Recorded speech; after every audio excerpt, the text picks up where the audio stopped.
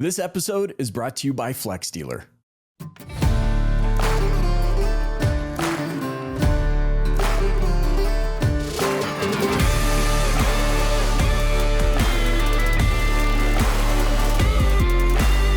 Hey, auto industry, what is going on? We are live here at the Toronto International Auto Show. I'm sitting down with my pal, Barry Hillier. Did I say it right? I hate when I get people's names wrong. You got it absolutely right. Thank you Man, very much. this is how you know the episode is just gonna go, is when you get the guest name right, and I have to get your name right because we've known each other for A long quite some time. Yeah. Thank you so much for joining me on the Dealer Playbook. You know, Michael, it's fantastic. And you are the first person I'm actually talking to in any formal way since I've been out of automotive since 2017. I'm thrilled that you're the guy that I get to talk to first. Now you're going to see the sweat start to roll down my face here. You are somebody that I have a lot of respect for, especially because, you know, when I was starting my companies, you were the one who I was like, man, he's rung the bell. Like, you've figured out something. You're a big name in SaaS and in software and finding unique solutions to the problems of the day. And so I have a lot of respect for you there, and I'm excited to talk to you about your new venture. You're the co-founder of Automotive A.I. Obviously, you know this. AI is the thing everyone's talking about. Yeah.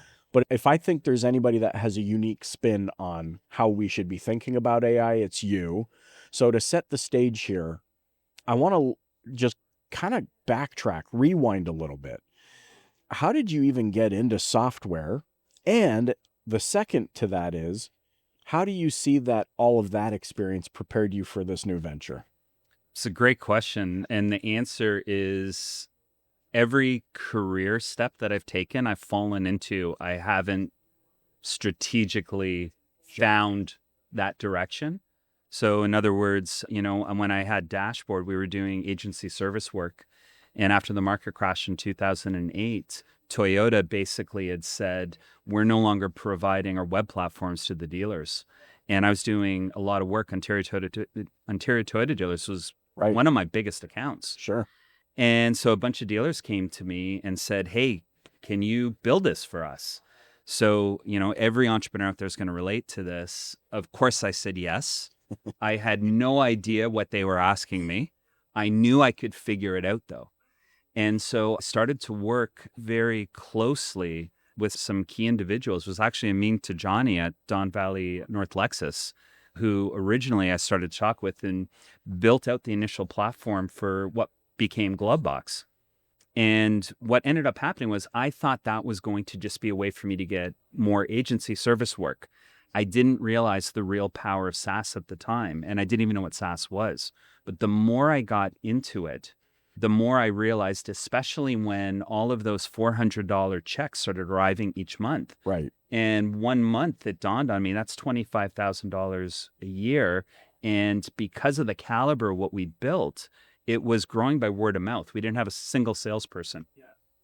So Brent Weiss at the time and I started to say, let's take this seriously. And we really doubled down and we said, we're going to pursue this as a business and build that out. We started to create the next version. We were, I believe, the first, and I can say definitively, we were one of the first web platforms to have responsive design, and that's across North America. And then Steve Southern had approached me and we created Bumper, and then I created a few other platforms, but each of those kind of came about more because an opportunity presented itself rather than me being a tech guy, you know, in my heart of hearts, because I'm not. Right. But that's how that all happened. And AI kind of happened the same way. We sold the companies in 2017, and I thought I was done with tech, and I thought I was done in automotive. I love, so first of all, if I can just unpack one thing, I love you say, I'm a founder, I'm an entrepreneur. Yeah. The fact that you said yes to something, I don't think a lot of people understand the nuance of, I'm going to say yes to something that I don't understand. And figure it out. And figure it out, because therein lies the joy of entrepreneurship, in my opinion. And it's also great improvisational comedy because it's always about the yes and. 100%. Right? Yes, and I don't know what I'm doing, but I'm going to figure it out.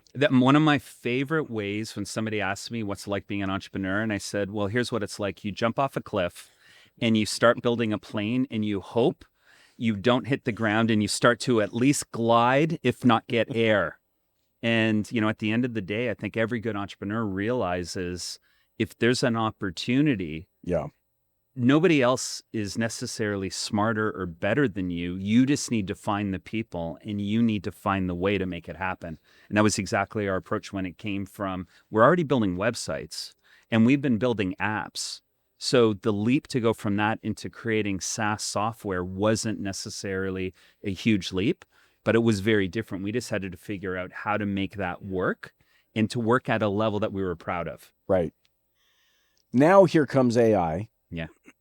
Which I love talking about because I'm the kind of guy who doesn't like to just look at a topic from this angle. My immediate response is I need to see what's on the other side of this, right? Yeah. Like my curiosity is such. And so while everyone's sitting here going, AI is going to replace everyone's jobs and AI is this and AI is that, I like to go, well, hold on a minute. What does it look like from the other side? And as we were talking pre-show, it seems that since 2017, as you've really started to dig in and develop your new venture, Autoagentic, that's kind of how you're approaching AI. It's less buzz and it's more practicality of it. It's, for me, technology has never been about what's behind the scenes from the standpoint of how is it built. It's always about how's it used. And getting into the notion of how it's used, I've also never seen technology as replacing people. And that's a huge concern I know with AI. If you think about when computers came in, Yeah. there was an explosion that created all these new jobs. So there were far more people that had careers post-computer than when you think about even simple things like checkouts. Well, all of the stores weren't reducing the staff, they just shifted them and so on and so on. And so to me, AI, in my heart of hearts, I believe this, AI will always beat people. But AI with people, nobody can touch because you have the EQ of the person and you now have the potential of AI to elevate the potential of the person. And I think what ends up happening is, and I'll use a different example from the standpoint to make this point. Yes, we're going to lose certain careers. If you are a copywriter, Yeah. you are going to find yourself in trouble. If you are a musician, you are going to find yourself in trouble. Great musicians will still find a way. But here's the flip side. People that may not be great musicians or they may not be great writers are going to be able to tap into AI. So that very large group that has creative potential but couldn't realize it are going to rely on tools that are going to allow them to actually be better versions of themselves. And so now you factor that into entrepreneurs, Right. who can't necessarily compete with the large guys. They now have tools at their fingertips to be able to do things that they couldn't have afforded to do, they didn't know how to do before. And so to bring it back into automotive dealerships, and there's a really interesting example that somebody asked me, and they says, okay, well, what about a new salesperson walking in? That new salesperson can ask AI to help train it on how to be a better salesperson, to have better listening techniques, to do product knowledge tests, to understand, I'm a 20 some odd year old. How can I talk to a 45-year-old mother of 3 and do that in a way that actually is going to connect with her? These are the things that these tools are going to allow that I think are going to not replace anybody, but they're going to bring out the better versions of ourselves. And in doing that, we're going to see the entire workforce change. But I'm not a believer that's going to change for the worse, at least not for everybody. Some people are going to get devastated. I'm not going to lie. I mean, well, you think to your point about the copywriter, we only know the George Jetson that pushed the button for the sprockets. Yeah. But 20 years earlier, George Jetson was building the sprockets by hand. So his job got resorted to, I'm just making, this is a, total fictional analogy. But it's a fair one because when you sit down and you take a look at, you've got a lot of individuals. And what I would say, regardless of where you're sitting, is AI a friend? Is it a foe? Is it a mistake? The more that you embrace it, The tsunami is, you can see the crest, it's here. Right. So are you going to embrace it to understand enough so that you're not sitting on the beach when that tsunami hits? Mm. And that tsunami isn't going to stop. Remember how many people, I can't tell you how many times when I would present to dealerships this new thing called the internet, and we don't need a website. Or, hey, now there's this new thing called social media, and literally had people say, I don't care what somebody had for lunch. And yet these did have a lot of negative elements about them, but they also had a lot of positive. Sure. And there were windows when the people that weren't using them, really, they got hurt. And AI is that on steroids right now. So when it comes to your position, the solution that you want to bring in, that, I love how you're saying when it's connected to human, Yeah. it's unstoppable. So with what you're working on, what is the position or the message that you want the dealer body to understand or to know?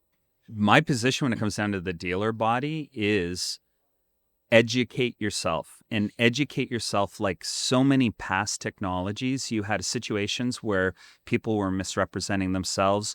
They were putting lipstick on a pig. They were overinflating what something would do.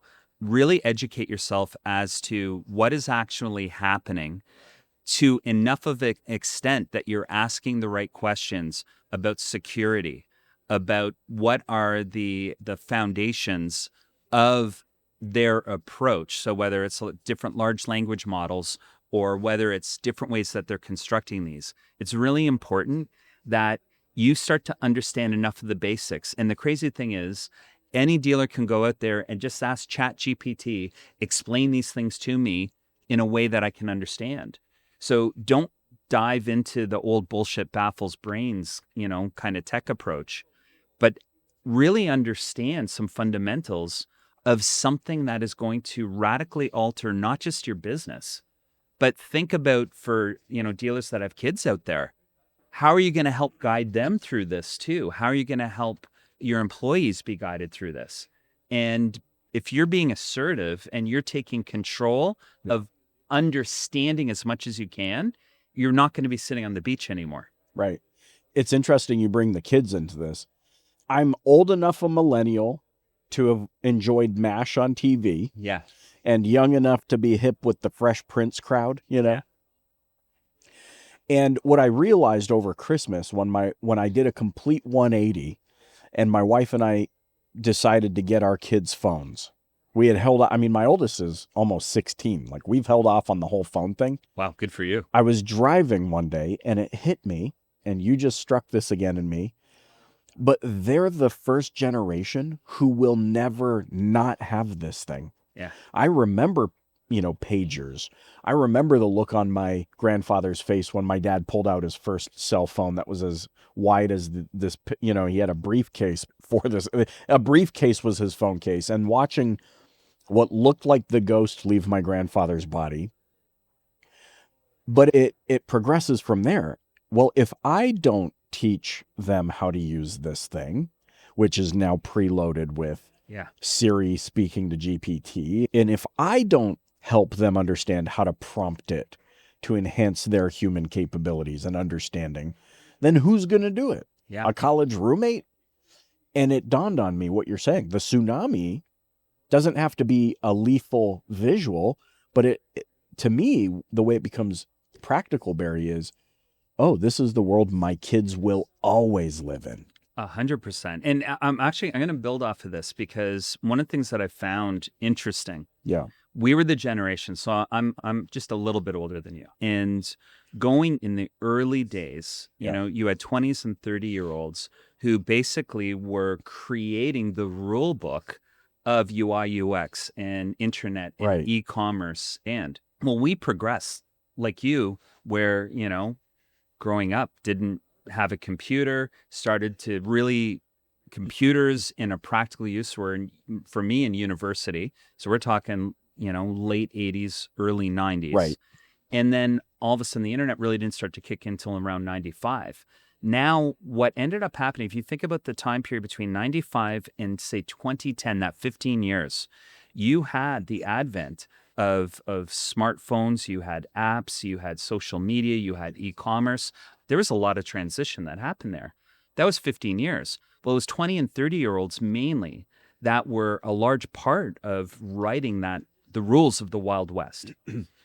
What's happening with a lot of 20 and 30-year-olds, a lot of them are very concerned about privacy and a lot of other issues, and rightfully so. And a lot of younger people are embracing it. So I'm not in any way suggesting that they're not. But the people that are most embracing it, I'm finding, are actually 40-plus crowd. Interesting. And what's very interesting is we've got the history, the experience in whatever capacity that we have that has allowed us to really tap into AI and get more out of it, because we can bring the strategic thinking and all of our experience and say, now I want you to take what I know and build off of it. Here's the problem. We used to rely on junior and intermediate people to do those jobs for us, and we would teach them, we would mentor them, we would coach them. Yes. Well, over the next 5 years, the next 10 years, those jobs are basically going to be done by AI. Yeah. So how are young people going to adapt? Which means everybody needs to understand AI, and I would suggest need to start implementing it. But younger people in particular need to learn, how are they going to navigate this, knowing that mentorship, that coaching, and a lot of those opportunities are not going to be there. And that's a conversation that we actually have at Auto Agentic often, in terms of how can we try to help provide solutions and guidance in this area. Hey, does your marketing agency suck? Listen, before we hop back into this episode, I know you know me as the host of the Dealer Playbook, but did you also know that I'm the CEO of Flex Dealer, an agency that's helping dealers capture better quality leads from local SEO and hyper-targeted ads that convert? So if you want to sell more cars and finally have a partner that's in it with you that doesn't suck, visit flexdealer.com. Let's hop back into this episode. Right. There's a responsibility that comes. There's a responsibility. Isn't that interesting? I also think about this along with what you're saying. If, we went through, I don't know how many years, but the majority of the value of a service someone provided was not just on their ability to diagnose that issue, but then to fix it. Yeah. I think AI is moving us to a place where all of the value will be in how quickly it can be fixed, because we're not able to mask the diagnosis piece anymore. Oh, well, I have to hire that plumber, and that plumber's going to charge me for 3 hours because he's the only one that can diagnose it, where now I can hold GPT up under my sink with the camera on and say, there's a leak and I don't know where it's coming from, and it smells weird, and there's green moss growing, and it's going to take a look, and it's going to be like, well, it could be that gasket or that. And now I'm going to call up the plumber and bypass the thing he typically masked all of his fees in, which is the time. And I'm going to say, I have a leaky gasket under my sink. I need you to just come and fix it. It just becomes a volume fix thing. Yeah, and that's very true. And I mean, it reminds me back when you had, a very large part of my career was working in agencies. So you walk into the studio and you think about what used to happen when you had physical typesetters, and then that switched over to computers, and literally typesetters would say, computers can't replace what I do. And there was a time and there was a skill, but the value of the skill and the cost and the time wasn't worth it for enough people. So then you had computers that took over, and then you had when those graphic design programs started to become more into the masses, and people would say, well, can't you just copy, click, or make this change that to this color, change that to that font? And it used to be that you would have agencies that could craft things, but then time got curtailed, and you would have thought, okay, well, that gives more time for ideation. That didn't necessarily happen. So to your point, what's going to happen with AI when I can create entire standard operating procedures, implement, do all of these things? And this is part of the great unknown. We don't know. And this is where, are we getting into faux? Are we getting into mistake versus friend? But then you look at it and you try to balance it out and say, all right, but if instead of concentrating on these mundane things, and I'm going to go back to why I think EQ, human EQ plus AI, is the winning combo. Human EQ is not going to get replaced by AI. So is this going to give more time for creating relationships? Is this going to give more time for being able to establish a better and a new relationship that's more real and more honest? So when you're not worried about having to go through all of these things, does that salesperson now have more time to be interacting with the community? Do they have more time to be checking in on the family? Do they have more time for whatever it might be? And I think this is where the great unknown is really to be decided. But I don't believe that it's going to replace people. I just think we don't know how it's going to influence people, Right. and how our society and how we work and how we interact with each other is going to change. Oh, I don't know if you can tell, but I'm enamored by this conversation because how critical a conversation this is. While everyone is out there talking about, look at our fancy new gadget and gizmo and Yeah. this and that, the crux of the issue, I felt It's far more deep. It's far more deep. And I felt so unsatisfied by the AI conversation in general until now. I feel like this is scratching an itch for me Yeah. that I haven't been able to put my finger on because it's the responsibility of it. It's meaningful in, for the first time in all of the conversations I've had, Barry, you're the first one to articulate, no, there's a connection here between human EQ and how we leverage or what we do to leverage Yeah. this new and emerging idea to enhance our lives. And the last thing that I think is so important, it almost makes me feel like a good dad for a minute because my little daughter came to me and she said, do you think being a hairdresser would be a good thing? And I said, well, your mother's a hairdresser. If you enjoy it, that's fantastic. Yeah. But also know that the bigger part of mom's job is listening and interacting with people and less about the actual haircut that she gives. That's a great analogy, actually. And I'm going to use that, if you don't mind, down Please. the road, and I will give you absolute credit. But this is the thing. People matter. Human intelligence matters. Human creativity matters. Right. And yes, it can elevate below average and slightly above average, but that top quartile, regardless of whatever it is, Sure. that is something that's unique to humans. And let's go back to your daughter. So Mike Carrick, Bill Playford, and Carla Conkson are the other co-founders. So I want to make sure that I get them out there. Mike has daughters. And what's fantastic is, like all of us, we all interact differently, but more importantly, we learn differently. Right.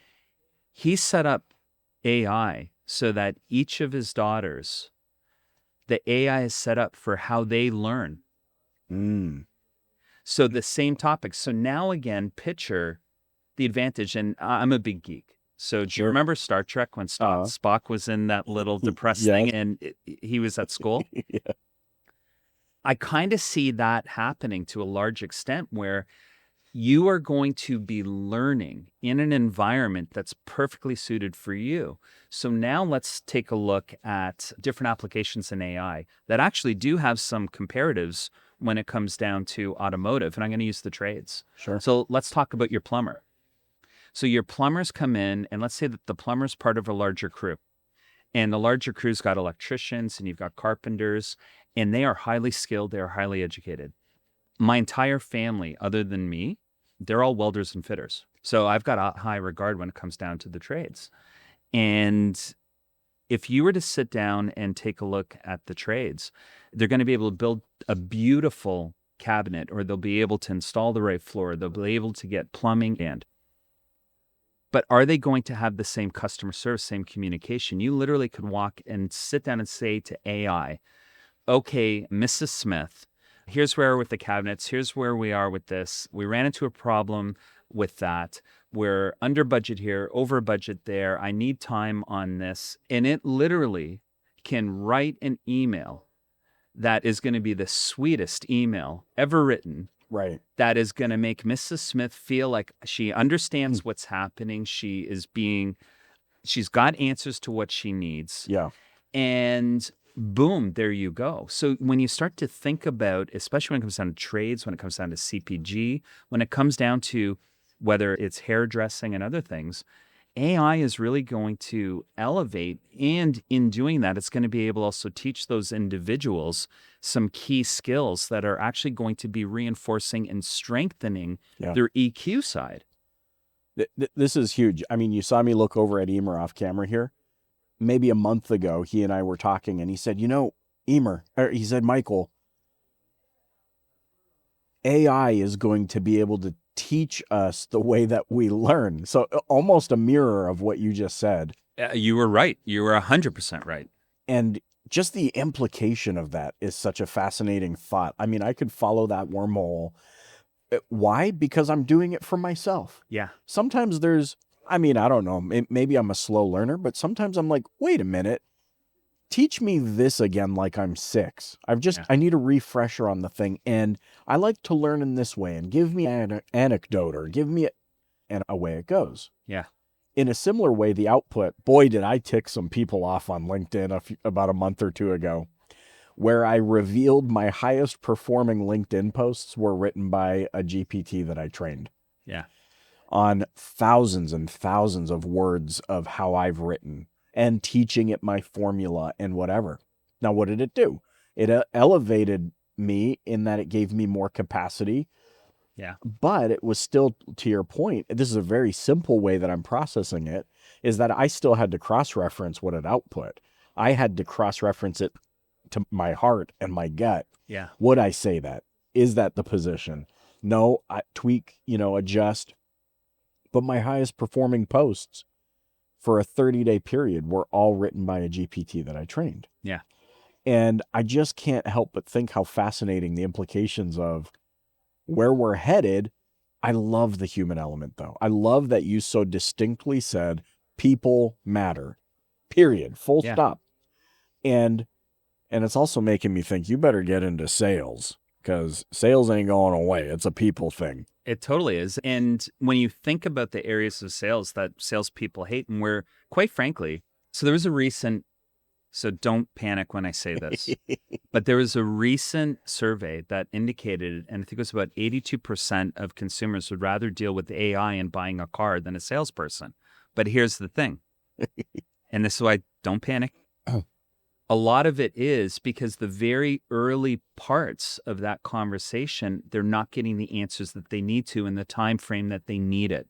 Right. So where you have AI being able to work in tandem with humans is let the front end, where I'm answering deep questions, product knowledge questions, I'm able to really get at the heart of what I'm looking for, until you now walk in that door, and now it becomes the test drive. And now how can I now start to establish that human connection? And it's when you view it as a team and you think about how many leads got dropped, how many leads weren't followed up correctly, et cetera. Now, there's a lot of reasons. And part of the reasons, too, are not everybody's comfortable conversing in those different mediums where AI can adapt to that in nanoseconds. Sure.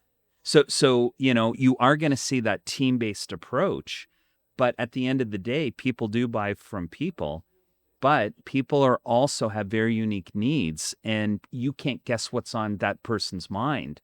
So using AI to be able to adapt, and then using the people side to that now connect, that's now where you're going to actually get better, not only CSI from the customer standpoint, but think about what a better experience that is for the employees now. Yeah. I mean, and it feeds the triangle so perfectly. People, inventory, marketing, they all feed one another. They're inseparably connected. And just the implication on a dealership's operation. Man, what a fascinating, you've opened my mind here to so many things that like I said, I feel like my itch in this AI topic is just being scratched now. I'm like, I'm getting, scratched behind the ear, which thank you. Thank you for having thank you. A deeper well to speak about this, because I think this is exactly where the conversation needs to go. Tell me, as we wind down, how those listening and watching can get in touch with you and connect. First, I'd ask, visit www.autoagentic.ai. My email is Barry, Barry at autoagentic.ai. And I'm very happy. One of the things that I will say, I've always been of the attitude of I don't want to sell people. If I have something that you want, then let's it have works. that conversation and it works. But I'm very happy, especially as it relates to tech, to be part of a conversation that's educational. And my belief, honestly, is the more educated, the more aware we are, the better off we are, not just from an industry standpoint, but just collectively as society. So when you think about, if you understand more about AI that can help your family, your kids, to me, that's great. So if anybody has any questions, reach out to me. I'm happy to talk. We're constantly doing webinars that are very educational webinars. And we also have on AutoAgentic practical implementations of how you can use AI in your dealership. But we didn't want to make today about selling, but that is one of the areas that I think people could really start to see how they could apply it within their business. Amazing. Barry, thanks so much for joining me on the Dealer Playbook. No, thanks. It's great to see you again, Mike. Yeah, likewise. Hey, thanks for listening to the Dealer Playbook podcast. If you enjoyed tuning in, please subscribe, share, and hit that like button. You can also join us and the DPB community on social media. Check back next week for a new Dealer Playbook episode. Thanks so much for joining.